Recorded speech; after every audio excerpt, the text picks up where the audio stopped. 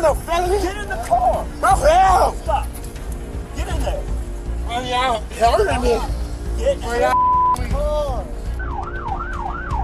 Down, slowing way down. Right here by the Palo Bio, just north of the bio. Looks like your bio, they got him stopped. He's stopped now.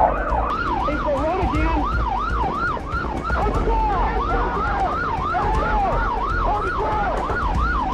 You got an ID on you? Shot this year.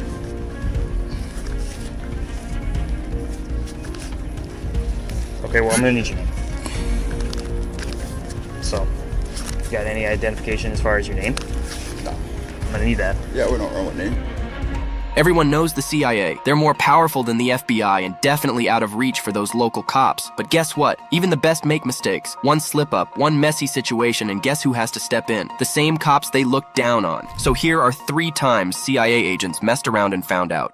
On April 29, 2008, Roland Carnaby, a Lebanese-American CIA agent, found himself pulled over by a Houston police officer for speeding along Texas State Highway 288 in his black Jeep Commander. When the officer asked about his profession, Carnaby flashed a badge indicating he was a CIA agent, yet he refused to permit officers to inspect it. Additionally, he gestured towards the red and blue strobe light mounted on his dashboard. Carnaby initially thought displaying an ID card bearing the seal of the Central Intelligence Agency would get him on his way. However, the officer was already suspicious. Carnaby's nervous behavior, the unexplained bullet hole in the left rear passenger door of his car, and the ID card he couldn't verify all raised red flags.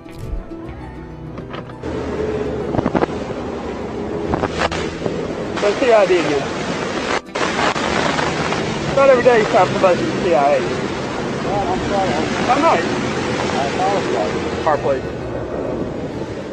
So, the officer checked Carnaby's license in his squad car and found a concealed handgun permit. This was unusual because federal agents typically don't need such permits. Pressing Carnaby for more proof of his connection with the CIA, the officer asked for Carnaby's supervisor and a contact number for verification, but Carnaby's answers weren't convincing. Instead, Carnaby made a call to someone he knew in HPD's Internal Affairs Division. The officer spoke with this acquaintance, asking if Carnaby was indeed employed by the CIA. The response was hesitant.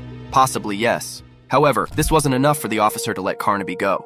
Furthermore, the officer reached out to HPD's Criminal Intelligence and Major Offenders Divisions to verify Carnaby's credentials. There seemed to be some red flags associated with his name, but again, nobody was sure. Given the circumstances, the officer was advised to find a valid reason to arrest Carnaby because mere speeding wouldn't suffice. Apparently, Carnaby had failed to present his concealed weapon permit, which is against Texas law. So he was asked to step out of the vehicle, but something about this didn't sit right with Carnaby, prompting him to attempt an escape by speeding off.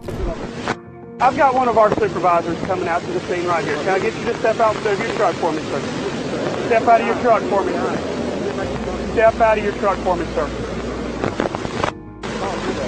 Are you armed now?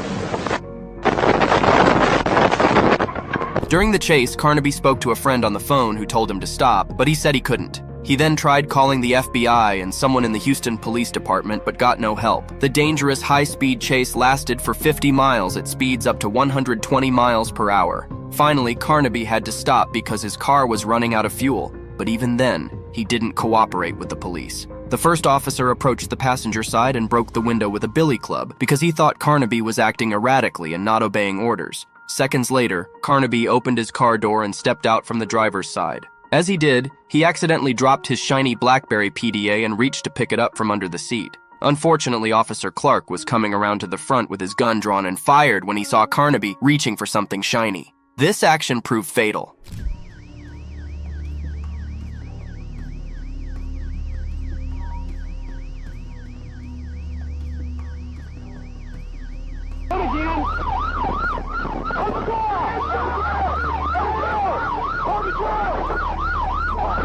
Carnaby ended up falling face down on the pavement, bleeding for 12 minutes until he was finally rushed to the hospital. However, upon arrival, he was pronounced dead. After the incident, the police force seemed divided in what they should say to the public about what happened. Carnaby's lawyer, Randall Callanan, wasn't convinced the shooting was necessary. He knew he was doing nothing wrong, so at that point, he knew it was an unlawful arrest. The facts show it was an unlawful arrest, and since he is in the CIA, he needs to protect his information and his sources, and he fled. He wanted to know why deadly force was used since Carnaby wasn't a felon, hadn't committed any serious crimes, and hadn't even pulled out a gun. Callanan also asked to videotape Carnaby's autopsy, but that request was denied. In fact, a gag order was placed on autopsy information, even though autopsy details in Houston are typically 100% open. He also suggested bringing in the Texas Rangers to investigate and the FBI to check for any tampering with evidence because the whole situation seemed odd and he doubted that the full truth would never come out. Internal Affairs conducted an investigation and found the shooting justified, stating the officers acted as they saw fit. The police officers' union backed them, claiming they made split-second decisions. Despite this, the officer who fired Charles Foster faced discipline for breaching conduct rules. In 2010, the case reached the U.S. Fifth Circuit Court of Appeals, filed by Susan Carnaby, widow of the deceased. She argued the officers lacked proper training and violated her husband's rights. Despite legal battles, the case was settled out of court for an undisclosed sum. Whereas Officer Clark remained with the Houston Police Department after the incident. I think under every jurisdiction, the officers were justified in the action they took, however tragic it might be. You know, it's really surprising how the CIA kept denying any link to Ronald Carnaby. The black Jeep SUV he drove was supposedly owned by the National Security Command Center, which was initially thought to be non-existent, but later turned out to be an NSA appendage in Maryland. Inside the vehicle, they found 2 pistols, a shotgun, more CIA identification, a laptop, and cell phones. Strangely, all of this was confiscated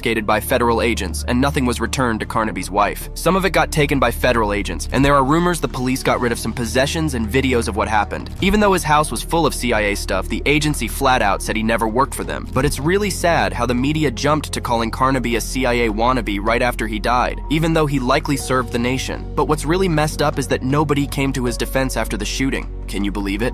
Carnaby's lawyer was furious that instead of assisting him, the officer simply handcuffed him and allowed him to bleed out and die on the pavement. It felt more like an assassination, something Carnaby likely anticipated. However, in this next case, the CIA likely didn't anticipate one of their own agents compromising their most sensitive information. But before we get into it, a quick like would be much appreciated. Meet Joshua Adam Schultz, a former CIA software engineer currently facing up to 80 years in prison for what's being called one of the most brazen acts of espionage in American history. Federal investigators are trying to find a CIA worker who may be a traitor. That person is believed to be the source of top-secret documents revealed by WikiLeaks last month. As if that wasn't enough, the U.S. government still has more charges to file against him in the future. In 2009, Schultz joined the Central Intelligence Agency, taking on a role as a software engineer at the CIA's Engineering Development Group, a team that's responsible for creating hacking tools. Schultz had a unique personality. He was outspoken and never held back from sharing his opinions, even if they clashed with others. Despite his concerns about individual privacy, he worked on highly classified cyber weapons for foreign intelligence and was bound by strict secrecy rules. Over the next 7 years, he worked on various projects within the CIA, gaining access to highly sensitive information and tools. But as time passed, Schultz grew increasingly dissatisfied with his work environment because colleagues wouldn't tolerate his opinionated and arrogant personality. As a result, he was transferred to a different branch. However, this change didn't sit well with Schultz, prompting him to leave the CIA in late 2016, but not without brewing up a plan for revenge. When Schultz was relocated, his boss revoked his privileges to work on a project he had invested a lot of time in. Schultz perceived this as retaliation, although it was simply because he wasn't assigned to that project anymore.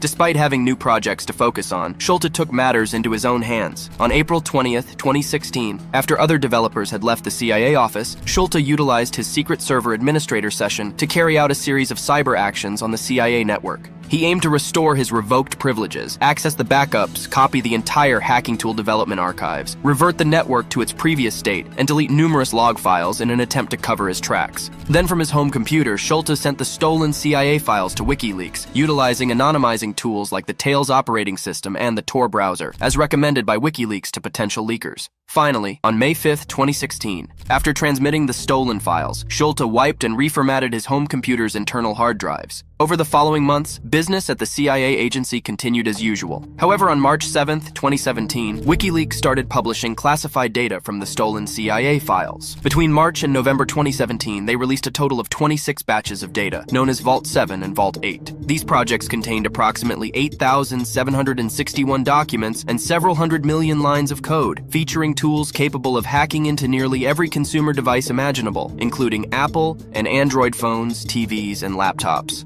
Once compromised, these devices could be used to activate microphones and cameras. This leak turned out to be one of the largest breaches of classified information in U.S. history. The CIA has already been embarrassed after former employee Edward Snowden leaked classified information which revealed top-secret global surveillance programs. He now lives in exile in Russia under threat of prosecution in the US. The latest data dump, which hasn't been authenticated, claims the CIA developed a malware to infect Android and iPhones to allow easier surveillance, but lost control of the technology. This would allow the CIA to steal data from targets overseas and turn ordinary mobile phones into surveillance tools. And having lost control of the technology, hackers worldwide could use the program to steal data. It severely undermined the CIA's ability to gather foreign intelligence, jeopardized the safety of CIA personnel and programs, and incurred losses totaling hundreds of millions of dollars. It was so serious that the former CIA deputy director called it the digital Pearl Harbor. Eventually, the agency launched an investigation and found enough evidence to confirm that Schulte was behind the data breach. Prosecutors also revealed that Schulte had received thousands of images and videos of child sexual abuse. This material was discovered in Schulte's New York apartment, stored within an encrypted container protected by 3 layers of password security. At the FBI's request, NYPD officers arrested Schulte, and on July 13, 2022, Schulte was convicted at trial of 8 federal charges related to what was described as the largest theft of classified information in CIA history. Additionally, he was found guilty at separate trials on March 9, 2020 for contempt of court and making false statements, and on September 13, 2023 on child pornography charges. Finally, Joshua Adams Schulte was sentenced to 40 years in prison for his involvement in espionage and child pornography offenses. Moving on to the next case, we have an ex-CIA agent accused of drugging and sexually abusing unconscious women. Meet Brian Jeffrey Raymond, a former CIA officer and longtime spy for the United States. He lived in government-paid housing in Mexico City, where he worked out of the embassy and spoke fluent Spanish. In May 2020, Mexico City police responded to a call about a naked woman screaming for help from Raymond's apartment balcony.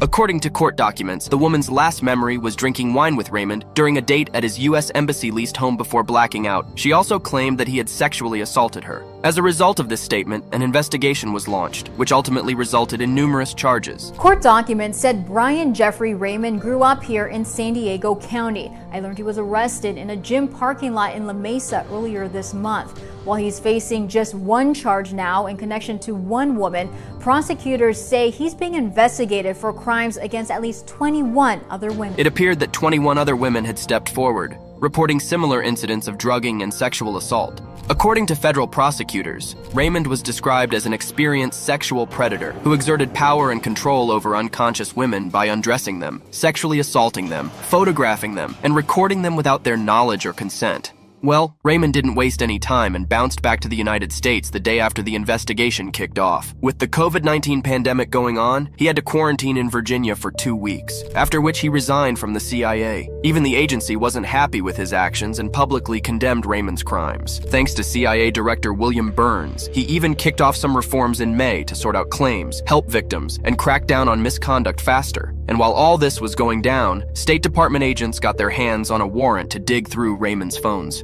Surprisingly, upon examining Raymond's devices in iCloud, investigators found nearly 500 videos and photographs of naked and unconscious women. Among these, many show Raymond touching the victims, including opening their eyelids, groping, or straddling them. These disturbing images dated from 2006 to various stages of Raymond's career, with victims identified in locations such as Mexico, Peru, and other countries. In fact, Raymond tried to delete these pictures and videos when he became aware of the search warrant, but eventually, the authorities managed to recover everything. Law enforcement also found some disturbing Google searches. These included phrases like passed out black girl, deep sleep, Ambien and alcohol side effects, and vodka and Valium. Furthermore, his YouTube history contained several videos showing unconscious or passed out women. Raymond even attempted to buy chloral hydrate from an online pharmacy, claiming it was for his insomnia. Finally, in October 2020, Raymond was arrested in San Diego. Since then, he has been held without bail in a Washington, D.C. jail for over 3 years. Later, he admitted guilt to 4 of the 25 charges he initially faced, which included sexual abuse, abusive sexual contact, coercion and enticement, and transportation of obscene material. If found guilty, Raymond could face a prison term ranging from 24 to 30 years, along with mandatory restitution of $10,000 to each victim. But then Raymond's lawyer discovered that the way law enforcement agents seized his iPhone and many other evidence was potentially flawed and unconstitutional, suggesting arguing they may have violated his rights.